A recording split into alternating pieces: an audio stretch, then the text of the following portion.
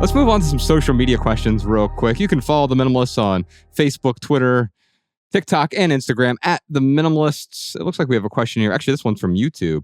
Just C has a question for us. I'm an extreme minimalist, and I'm frustrated that I'm paying to store a few items while I'm in between houses for the next 3 months. I'd hate to sell my favorite things, but I feel like I'm wasting my money. Any thoughts on storage? We tell ourselves these stories, right, that conflict with one another. I'm an extreme minimalist, but I also have a storage locker. Just C, I can tell you this. If you are an extreme minimalist, you probably don't have a storage locker. I'm not an extreme minimalist. I'm a minimalist, but I don't see minimalism as being extreme. I see minimalism as sort of the natural state in many ways. I will say this, though. So we get caught up in those definitions. I'm an extreme minimalist. I'm a type 3 hoarder, whatever it is, right? And you are defined by who you are, not by the things you own, right? And also the same thing is true with, you're also not defined by the things you don't own. If I own fewer things, I'll be a better person. No, you are you regardless of the things you own. The question is, the things that I have around me, do they augment my experience of life? If so, wonderful. I wouldn't encourage you to get rid of them. In fact, keep your storage locker if they augment your life. Now is the perfect time to start questioning those things, though, because if you're going to use them a few months from now, why deprive yourself of those things? Like if I went to Matt and got rid of all of his studio equipment, all of his guitars, I would make his life markedly worse. Now, it doesn't mean that you couldn't do an experiment for a period of time. Matt, it might be really helpful to say, I'm taking all of your instruments for 30 days. And during those 30 days, but I really miss this one. I miss this one. And you come back at the end of 30 days and you're like, you know what? I didn't miss that, or that. Maybe the things I thought added value to my life don't actually add value. I can let those go.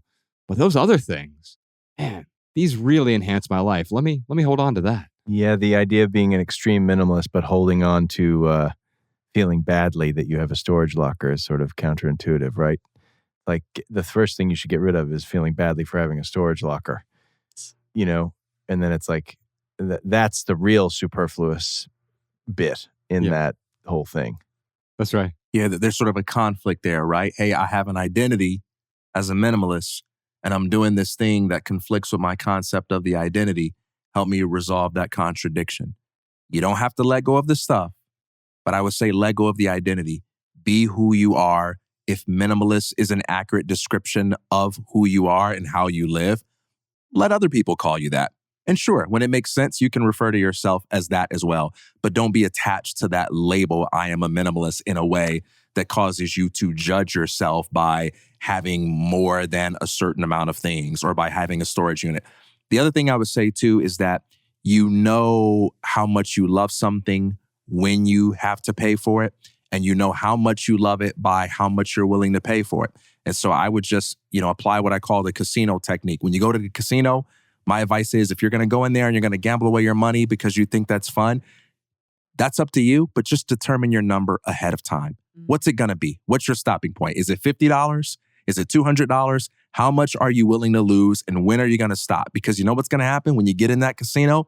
You're either going to get a hot hand and feel like you're limitless and you're just going to come out of there with $1 million, or you're going to get in a hole and lose something and you're going to feel like, I got to keep going to dig myself out of the hole. So determine your number ahead of time, and then when you get to that number, you know what to do. It's the same way with your stuff. You decided to put something in storage because it mattered enough to you to at least put it in there for a day. If it's starting to hurt, then that means you've got something going on within you telling yourself, hey, this is valuable to me, but it's not infinitely valuable. How much more valuable is it for you to hold on to it? Is it worth $100 more? Is it worth $1,000 more? Determine your number. And once you get there, let it go, because then it's going to cost you more than it actually benefits you if you don't.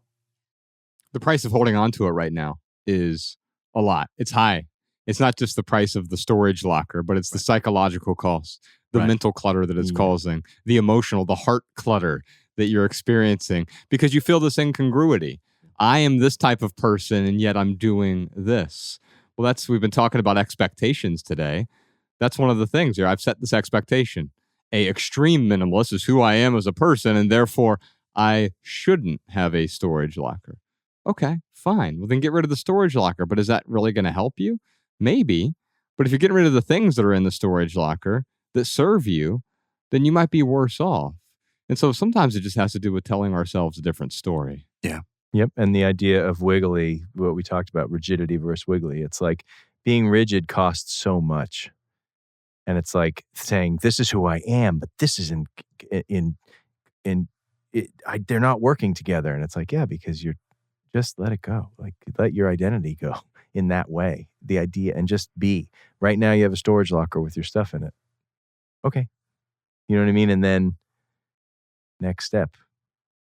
And hey, look, I don't address this unempathetically. Oh yeah, I got to be empathetic. I just no. I'm not contrasting with you. I'm saying I just completed a cross-country move, and I can say a considerable amount of my things arrived broken, chipped, mishandled, damaged, or some things were just lost altogether. And it's incredibly frustrating. But one thing it makes me appreciate is the fact that before I left, I got rid of about half of my stuff. And I'm thankful that I'm not experiencing that anger and frustration over that stuff. Because if I still had that stuff, I would be even more angry. I would be even more frustrated. And so the more things you have, the more things you have to worry about. And sometimes, the fastest way to peace is to assess the costs, take an honest look at the stress holding on to something is causing you, and saying, let it go. Just let it go. And if it's the type of thing that makes you say, but no, it really means a lot to me. Well, then just own the choice that you're making to pay for it, and don't condemn yourself. Don't look at it as being inconsistent with some identity you have. I'm reminded of something J. Krishnamurti said when he's talking about acceptance. And what it reminds me of what you're going through right now. He said, whatever happens, I don't mind. And just that alone, like something is going to happen. Undoubtedly, something's going to happen. And you can interpret it as good, bad, whatever. But whatever happens, I don't mind. If we can find that place, because we're not always going to be there. We're going to mind. We're going to get pissed off. We're going to get angry. We're going to get frustrated. We're going to get upset. But realizing that it's also possible to react differently. It's possible to not mind, because something happens to me and Matt doesn't know about it. He doesn't mind because he doesn't even know about it. Yeah. And even if he does know about it, he's not going to mind the same way that I mind. And so it is possible for me to not mind, or at least to mind it a lot less than I do right now. That was what TK was saying about play. It's about play. Yeah. Like we don't play enough. We see things as sort of these life or death things. And it's like, if you see it as a game and you see it as kind of play, then sometimes you make shots, sometimes you don't. Sometimes things work the way you think they should. Sometimes they don't, and you can learn from them. And sometimes, it's the key. Should I go home and take my damaged furniture and just play? Just like take a baseball bat, crack it in half, like, look at that. I did a better job at ruining it than the movers. That sounds terrible, by the way. Did you enjoy this standalone Patreon highlight? If so, you can listen to full episodes of the Minimalists private podcast available exclusively on Patreon. Visit patreon.com/theminimalists or click the link in the description. Your support keeps our podcast and YouTube channel 100% advertisement free.